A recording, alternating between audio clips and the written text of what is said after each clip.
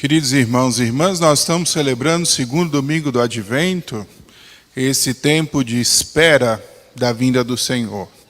Na última semana nós explicamos que esse tempo é ao mesmo tempo um memorial, do nascimento de Jesus e a espera da segunda vinda, de uma volta de nosso Senhor Jesus Cristo. O cristão não vive esse tempo como se fosse uma espera passiva. Não é que nós sentamos para esperar o fim dos tempos. Na verdade, a nossa espera é uma espera ativa e alcança todo o sentido e significado na liturgia de hoje, onde nós somos convidados a preparar o caminho.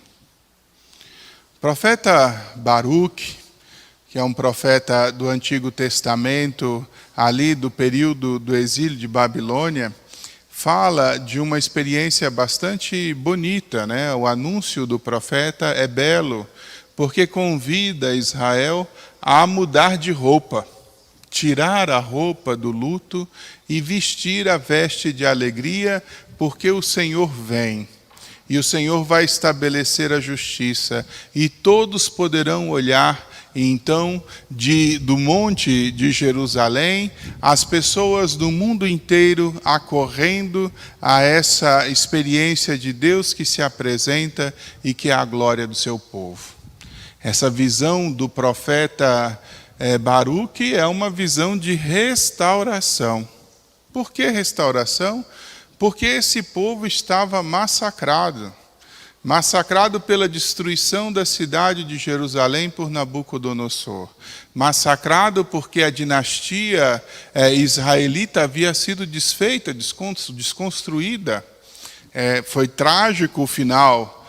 Sedecias tentava fugir de Nabucodonosor e foi trazido à presença de Nabucodonosor, que mandou, na frente de Sedecias, degolar os 2 filhos dele e depois mandar furar os olhos, para que a última visão que ele tivesse na vida dele era exatamente do fim da sua dinastia. E assim, sucessores do rei Davi aparentemente não existiam mais, não existia mais a previsão do templo, do sacerdócio e do culto a Deus, o templo estava destruído e não existia também mais o povo que foi levado como escravo para a Babilônia. A única coisa que mantinha o povo unido era a palavra de Deus e a confiança na fidelidade de Deus que é Senhor. Eles mesmo cantavam, a gente já ouviu várias vezes nos Salmos. Junto aos rios da Babilônia nos sentávamos chorando com saudade de Sião. Nos salgueiros por ali nós penduramos as nossas harpas. Como havemos de cantar os cantares do Senhor numa terra estrangeira? Mas foi lá que os nossos opressores pediram para nós: cantai hoje algum hino de Sião. Olha o sofrimento, E ao mesmo tempo uma recordação querida, Ai de mim se algum dia eu de ti, Jerusalém, me esquecer, que resseque a minha mão, que se colhe a minha língua. O povo, ao mesmo tempo que vivia essa experiência de profundo sofrimento, de estar justamente numa terra estrangeira e escravizado, olhava com esperança para que Deus pudesse efetivamente restabelecer a condição do reinado de Israel. Era assim que se encontrava esse povo quando o profeta Baruque começou a gritar entre eles: tirem as vestes de luto e revistam-se da glória e da alegria que vem justamente do retorno do Senhor. Esse convite a voltar aos montes de Jerusalém e a olhar justamente o Senhor que resgata a todos, de todos os lados e de todos os cantos, do Oriente ao Ocidente. Essa visão do profeta Baruque encontra ressonância justamente no Evangelho de hoje, também na segunda leitura da carta aos Filipenses, porque justamente nos coloca a perspectiva de que a consumação dessa alegria se dá justamente na experiência da vinda do Cristo entre nós. É Ele, de fato, a esperança de Israel, é Ele a glória do povo, é Ele que estabelece esse reinado. Por isso, na plenitude dos tempos, muito bem situada historicamente no Evangelho de hoje, nós ouvimos falar que João Batista é chamado pelo Senhor a ser essa voz que clama no deserto: preparai o caminho. Como isso funciona? Estamos aí num tempo do advento, que é também um tempo de espera. Como é essa experiência para nós hoje de preparar o caminho? João fazia, no seu tempo, um batismo de conversão. Ou seja, convidava as pessoas a uma mudança de mentalidade para que eles pudessem, de fato, ir ao encontro do Senhor e caminhar com Ele. De fato, aqui tem uma proposta muito concreta, um convite a uma adesão ao Senhor, que é justamente um convite a uma experiência de plenitude, a uma experiência de graça, que vem daquele que de fato encontra com Deus e, por encontrar com Deus, responde com alegria. Mas para nós que já passamos pela experiência do batismo, nós também somos chamados a fazer a experiência de preparar hoje o caminho para a segunda vinda do Senhor. E eu gostaria de dizer que nós temos praticamente duas preparações que nós precisamos fazer para a vinda do Senhor. A primeira preparação, ela é aqui dentro. Quando a gente pensa, que o Senhor vai aplainar, as montanhas, vai tornar retas as estradas, como está dito lá no profeta Baruque e também no texto de João Batista que se refere ao profeta Isaías. Esse aplainar o caminho, esse tornar retas veredas, diz respeito também a um trabalho interior, e é o primeiro trabalho que nós precisamos fazer. Como está o nosso interior, querido irmão, querida irmã? Será que nós estamos aí com montanhas elevadíssimas, num sobe e desce danado, Será que nós estamos aí na beira do abismo, Será que dentro de nós as coisas estão de fato trabalhadas, organizadas, melhoradas, aplainadas? Será que as nossas estradas são retas ou são sinuosas?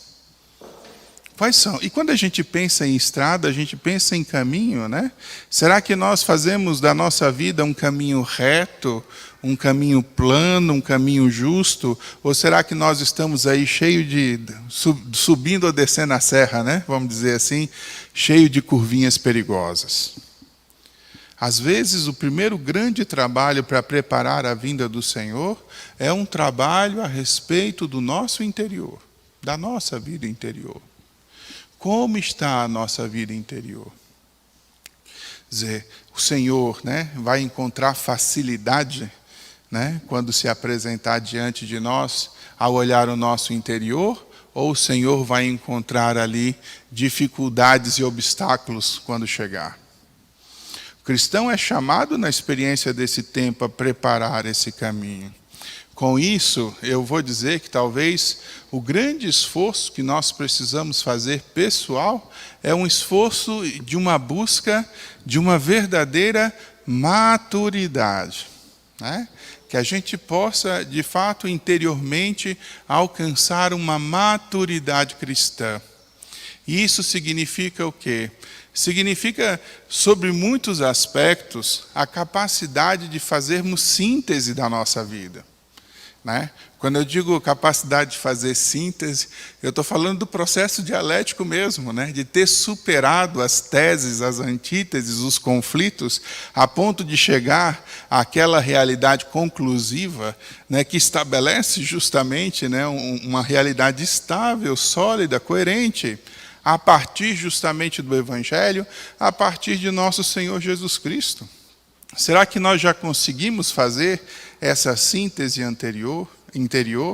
se nós já conseguimos fazer essa experiência de, ao sermos confrontados com o Evangelho, porque podemos dizer que a tese somos nós, confrontada com a tese do Evangelho, da experiência cristã e da proposta de nosso Senhor Jesus Cristo, e já chegamos a essa experiência de juntar essas duas coisas de maneira harmônica e plena, de modo a termos a nossa vida interior organizada. Os valores evangélicos já foram de fato assimilados, integrados na minha pessoa? Ou ainda são simplesmente referências externas que me obrigam? A lei existe? Ela existe. A lei é uma referência externa que me obriga. Ela começa a se tornar virtude dentro de nós quando nós a integramos naquilo que é a estrutura do nosso ser. Quando aquilo passa a ser não só uma referência de fora que me obriga, mas passa a ser de fato uma compreensão de vida. Que eu cheguei à conclusão de que aquilo é importante para mim como pessoa, como cristão. Preparar o caminho do Senhor consiste nesse movimento nosso de fazer síntese com o Evangelho, de sermos confrontados com a mensagem de nosso Senhor Jesus Cristo e saindo desse confronto com conclusões concretas a respeito de quem somos e do que queremos ser e do que queremos fazer. Entendem isso? Entendem? O tempo do advento é um tempo para a gente olhar para o nosso interior e realizar efetivamente essa preparação. Para que nós, quando encontrarmos com o Senhor, vou usar palavras modernas, contemporâneas, para que nós, quando encontrarmos com o Senhor, tenhamos com Ele empatia. Porque a empatia é aquela coisa que a gente olha no olho do outro e a gente diz, nossa, como a gente é parecido, né? Assim, a gente se identifica e a gente se sente bem quando encontra o outro, porque parece que a gente, se conhece há muito tempo, porque a gente pensa do mesmo jeito, a gente vive do mesmo jeito, a gente concorda com as coisas. Quando paramos para pensar nesse assunto de empatia, não podemos deixar de falar que consiste, sobretudo, em estabelecer interiormente uma amizade com Cristo. Vocês têm amigos e gostam de receber os amigos. Quem são os amigos? Não são aqueles que a gente topa tudo junto, né? Aquele que senta com a gente conversa há horas e a conversa flui, porque parece que a gente se entende muito bem, né? Não é aquele que chega e muitas vezes nos aconselha e diz, olha, toma cuidado com isso, presta atenção naquilo, vamos ali junto fazer isso e a gente vai com gosto, porque é nosso amigo. Né? Nós sabemos o conceito, mas nós precisamos aplicar isso também para com a realidade do Senhor. O Senhor Jesus nos convida a construir com Ele uma experiência de amizade, onde nós nos tornamos cristãos efetivamente por causa disso. Confluímos nas ideias, confluímos nas atitudes, confluímos na maneira de pensar e de sentir. O que o Senhor espera de nós é que nós possamos progredir nessa intimidade com Ele, a ponto de construirmos uma amizade sólida e verdadeira. Para que, de fato, quando Ele se apresentar, o caminho esteja plano, seja um eixão, A gente tem que fazer do nosso caminho um eixão, para o Senhor chegar tranquilo e passar tranquilo. Por quê? Porque ali existe confluência de ideia, de sentimento, de ações, e que nós entendemos isso juntos. Por isso eu digo que essa primeira preparação do caminho é uma preparação interior. Nós alcançamos isso pela oração, nós alcançamos isso pelo conhecimento da palavra e pelo conhecimento da doutrina. Nós alcançamos isso pelas nossas atitudes pessoais. Ok? Bem simples assim. Então, esse tempo do advento nos convida a isso, a afinarmos um pouco o nosso pensamento com o Senhor, a afinarmos com o Senhor os nossos sentimentos e os nossos afetos, e a afinarmos com o Senhor também as nossas atitudes. Há uma segunda preparação dessa vinda do Senhor, que talvez seja mais palpável, vamos dizer assim, que está justamente em interferir na realidade. E aí há uma outra coisa importante de se dizer concretamente. Nós, como cristãos, precisamos interferir na realidade. Como que a gente deve interferir na realidade? Em sentido de preparar essa vinda do Senhor. Também em construir uma sociedade que seja mais justa e mais fraterna. Eu agora, vocês sabem, vou começar a construir ali uma igreja no final da Zanorte, se Deus quiser, né? E eu penso muito no assunto, porque uma igreja plantada num lugar, né, ela não deve ser só uma referência de culto. Na verdade, ela deve ser esse agente transformador da realidade que está à sua volta. A igreja onde ela é plantada, ela precisa ser agente transformadora de cultura, de acesso, de possibilidades, né, de fraternidade, de solidariedade, para que as pessoas que se aproximem dessa experiência plantada no meio do mundo possam concretamente e efetivamente experimentar o amor de Deus. Não adianta a gente construir um espaço bonito se dentro dessa experiência e dentro desse espaço não se possa experimentar de maneira concreta o Evangelho. Por isso, há um segundo chamado também que nós precisamos levar em consideração quando a gente fala em preparar o caminho. O cristão é uma igreja plantada no meio do seu ambiente. Por isso, vocês precisam, onde vocês estão, serem agentes também de transformação. Vocês precisam atuar para que a nossa sociedade se torne mais justa e mais fraterna. Nós precisamos trabalhar juntos com todas as pessoas de boa vontade para que, de fato, a sociedade se torne um lugar melhor de viver. Por isso, tudo aquilo que conflui para o bem de todos é também missão concreta do cristão. E qual é a grande motivação que nos leva a interferir nessa experiência social e nessa realidade? A grande motivação é a caridade, que é mandamento fundamental de nosso Senhor Jesus Cristo. Nós trabalhamos como cristãos pela antecipação do reino de Deus, do reinado de Deus, que está fundado, sobretudo, na experiência da caridade. Por isso, queridos irmãos e irmãs, as nossas boas obras não podem ser simplesmente atitudes pontuais. Vamos dar uma cesta básica ali. Precisa? Precisa, porque emergência é emergência. Se a pessoa está passando fome, a gente primeiro tem que dar de comer mesmo, né? Então, as ações emergenciais, elas são necessárias, mas nós precisamos compreender que a nossa atitude enquanto experiência cristã está de ampliar o acesso e as condições para que as pessoas alcancem a vida segundo a sua dignidade de pessoa, segundo a sua dignidade de cristãos.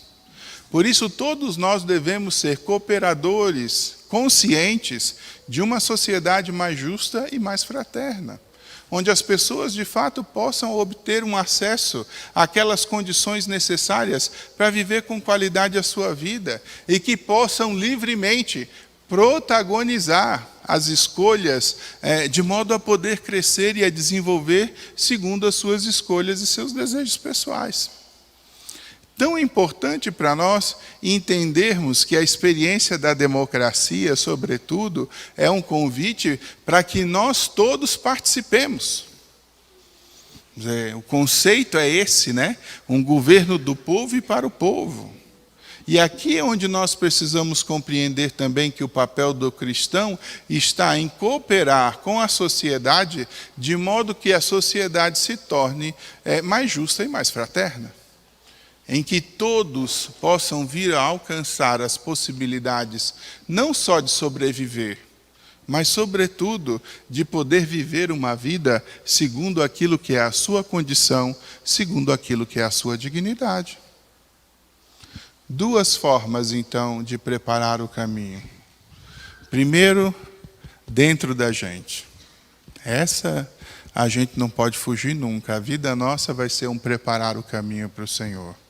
Depois, fora da gente. Com quem a gente convive, com quem a gente trabalha, né, com quem a gente realiza a vida social.